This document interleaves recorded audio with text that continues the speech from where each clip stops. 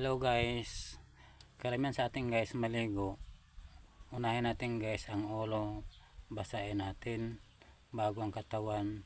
Para sa akin guys mali yun.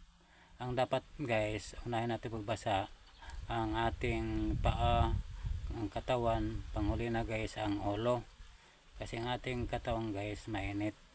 For example guys, sa kalsada, habang ang kalsada guys mainitan sa sikat ng araw at sa bumigla guys ang ulan, makikita natin guys umusok ang kalsada guys.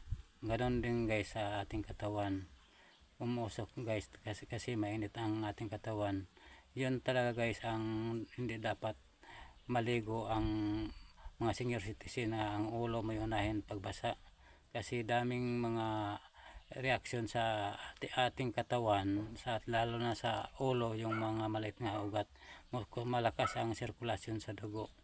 Sa palagay ko guys, sa akin lang yung guys, yung mga senior citizens na naligo sa banyo, yung na-stroke, sa palagay ko guys, yung tubig ang dahilan sa pagbuhos nila sa ilang ulo, kasi malakas ang sirkulasyon sa tubig.